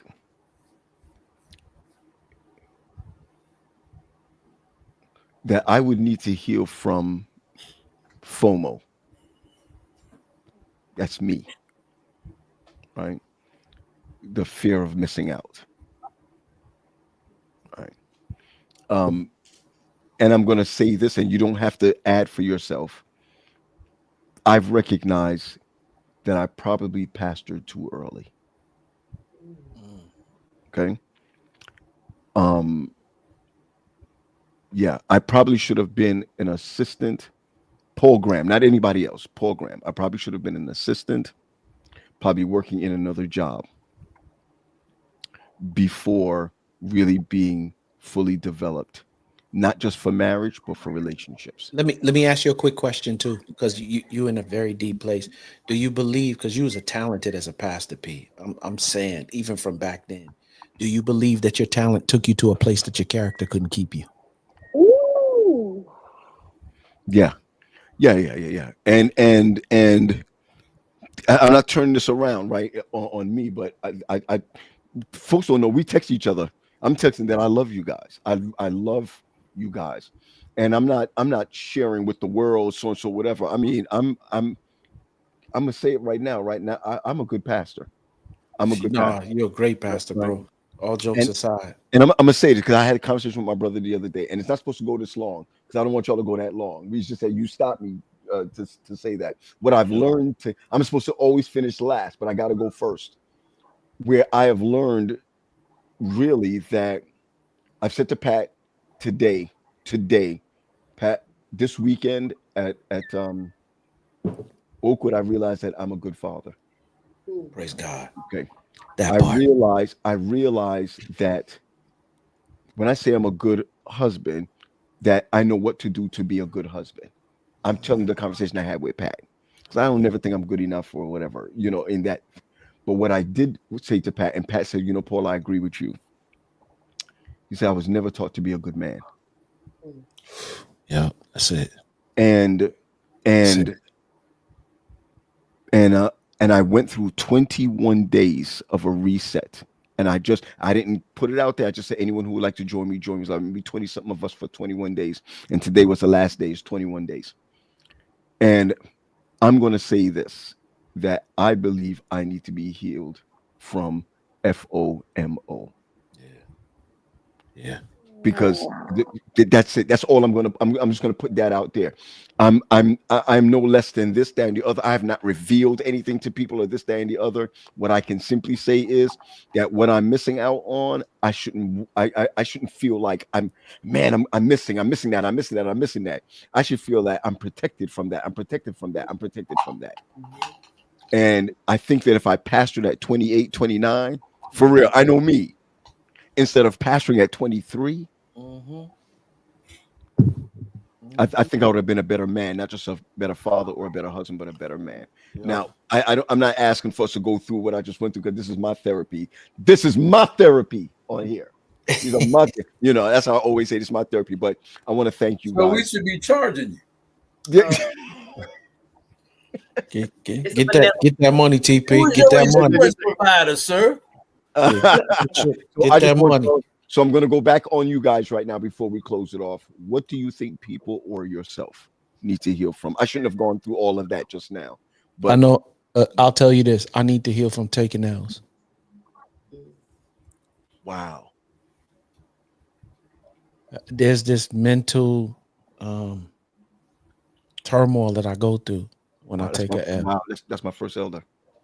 You know what I'm saying? first It's elder. this Wow. mental turmoil I go through when I take an L. I'm getting better at it because of therapy, but it just stems back from, what I'm saying, just being on the block. You take an L and you could get ridiculed for, you know what I'm saying? So it caused me to get better at dumb stuff like being able, it's never a bad thing to be able to defend yourself, but when you know what I'm saying, like when you walk around with a chip on your shoulder, sometimes you would, like, for real. I'm in a season of my life where I don't have the chip on my shoulder per se, but the idea of taking an L, and it transcends through almost every area. When I'm getting ready to put some pieces of a program together, if all the pieces ain't right, like it's something inside going on, like, yeah, your name is on this, bro. You know what I'm saying? Like, and if I don't know that it's gonna be fresh, then I kind of back up off of it. But yeah, long story short, if I needed to be healed from one thing, it would be from that, from taking L's. Like, it's okay. And here's the funny thing: I know what the equation to success is. It's fail, fail, fail, fail, fail, fail, and then one day success. Wow. Shout out to Adventist Music Network. they've pushed this so far just now. I just look at the thing, it's like way ahead. Thank you guys, thank you so much for that. Yeah. Can I just kind of piggyback a little bit on what Quest was saying? Yeah, And I know we're trying to wrap this up. no, go ahead. I want to put this out here. When we're talking about healing, I just want us to look at it from a practical standpoint. If you have a wound, that wound heals. There's still going to be, right, a mark. Yeah. And sometimes there may even be pain that still resurfaces. So I don't ever want us to get to the point where when we keep talking about healing and therapy, like that, we don't ever encounter this thing again, because you will. You learn to manage it. That's right? the part. But it doesn't, right? Whatever is downloaded in the brain and the body, it's there forever. It ain't going nowhere. Wow. Learn how to manage that thing. I got you. Your reactions are different. Your reactions to those things when it comes around are different. Yeah. So you learn how to cope with it. You learn how the mental reframing, right? And as Terry has that brain up there, right? You can, do some other things, but the reality is when it's downloaded. Yeah. As Leah is saying, the brain is like this huge, Excel file. Whatever, it's just going, everything you put in there is stored in there. So she's absolutely right, because I always tell people, if you got a broken bone, it'll heal, but it's not 100% like it was before. You see what I'm saying? So the trauma is always there. Now, if you've healed, you never heal at 100%. You can do better. You can do much better, but it's still there. So you look at it differently. You look at, okay, this is the way I'm going to move. I've learned, I've healed, I've done whatever, but it's still going to have an effect. The question is, what type of effect is it going to have on you? Yes, sir. I understand. You can fully engage again, or what I teach my clients is you can zero response. You see what I'm saying? I'm a zero response that. I'm not even giving that. This right here is I'm going to put this on the shelf. This is a tomorrow issue. I'm not going to deal with that right now. This is a tomorrow issue. Okay? So you start thinking differently about it. But if you are not, healed, and I use that with inverted commas, every time that, those energies hit those spots, it's what you have, trauma experiencing. It's there. And so you do whatever you do. And a lot of times we do ineffective behaviors that we think work. They never do, but we keep choosing them anyway, because that's what we've learned. I love that. No, Mina, you're last. Sade.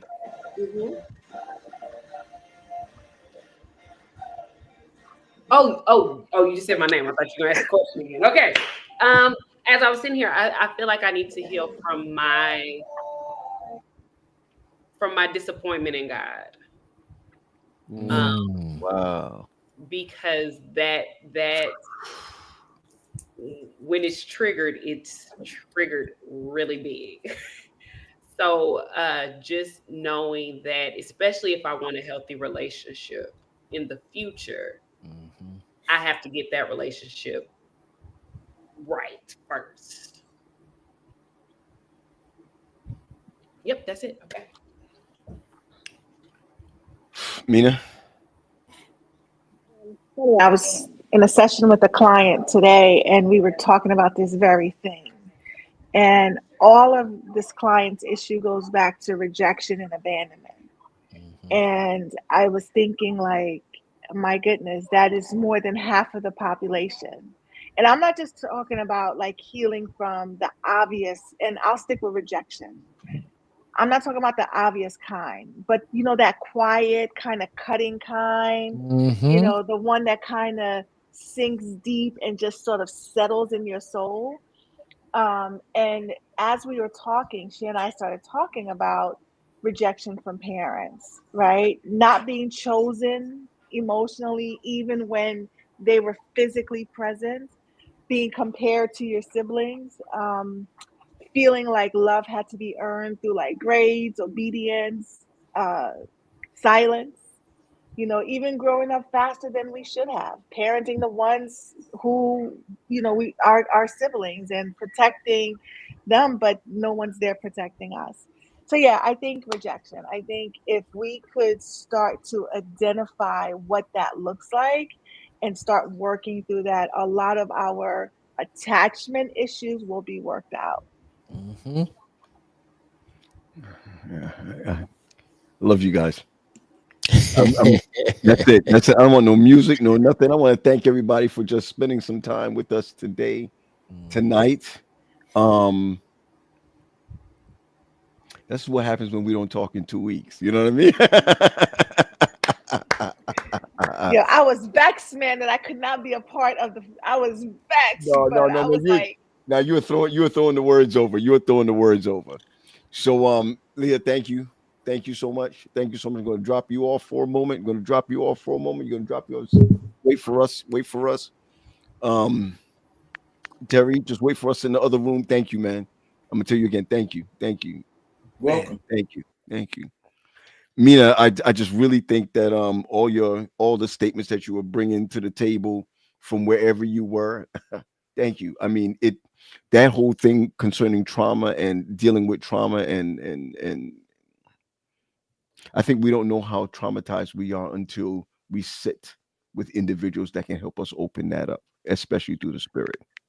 Okay. I want to say, I want to thank you for sharing your story. You Yeah. know, you shared it on a platform that is, we don't even know where this thing goes, right? And Mhm. to share that, you know, I want to commend you for that because that's not an easy thing to share. It's like you jumped on it and jumped off it, but we heard you. Gotcha. So Gotcha. I want to say, I appreciate you for sharing that. We'll check y'all Mm. in the green That was room. We'll check in bold. the green room. It's bold. Okay. I'm too old to be bold. All right, good. All right, cool. Sade, Yes. hurry up and get married. We tired of you. Let me say, I'm doing my part. Okay, okay, good. All right, good. Doing my Thank, part. thank you for just sharing and helping others who may be in the same For situation. real, for real. I think that when you talk about healing and hey God, what you doing right now? And I think It- the thing is, we've been told that we can't like question God. We can't. And what I've learned is if I can't have hard conversations with anybody else, that's the one being I should be able to go to and say, "You hurt me." Right? God can handle me saying, "You hurt me. I feel abandoned by you." Mina was talking about rejection and those things, but how does that feel when you feel like that's coming from God? How Mm, like how do you sit and process rejection from God, abandonment from God? But it's the feeling, not necessarily the truth. And got being it. able to differentiate between the two of those takes a lot of work. I think that's important, Sade, because a Yeah. lot of people have learned how to do religion, but not relationship with God. And it's Wow. Wow. hard, especially Wow. if you've experienced, abuse, or if you've experienced just trauma in general. Sometimes you have to go back to that age and let that kid talk to God. Mm-hmm. Yeah, just like what Terry was talking about, stuck in a certain Yeah. space. Let that kid talk to God. I Like got I need to go to God as a 6-year-old sometimes. Like, sir, you. Yeah, sir. sir. But here's fun. What's funny too? I think sometimes you need to pray because sometimes you can't remember exactly when and where. I'm like, God, take me back to the place where all of this foolishness started, Foolishness started. And so I let can go and make the there. repairs from there. But the other part of the prayer is let me see you there. Yeah, let me see you there Take too. you there, but let me see you. I need to see No where you doubt. were. No Because I doubt. don't feel you there. I don't, in my natural mind, I don't see you there. No doubt. But I need you to show me where you were. Yeah. And he'll do Mm, it. I He got you. I got definitely you. Yeah. do it. Get out of here, Sade. Bye. Bye, girl. Yo. Yo. Um. Mm, I hope that when we hear this stuff, P, that it's not just stuff that we hear, but we like really spend some time thinking about it and making the adjustments. You know what I'm saying? Like all jokes aside, man, but what people who know me know the pillars of the company is foundation, who you are as an individual, love, the love that you build with the person you do in relationship with, lifestyle, what you build or how you build life around that love, and lastly, legacy. And I mhm. think I'm already in the season of legacy because I'm a grandfather now. My grandchild is here. There's no conversation, or you know what I'm saying. And my question is, what will that generation be if God should delay his coming and Roman gets old enough to where he gets into relationship? And like, what will me and Faith doing right now change the trajectory of marriages in my family, relationship in my family to come? Well, look, we out. That's all. Ain't no music, no nothing. We out. Share this with someone. Please share this with someone.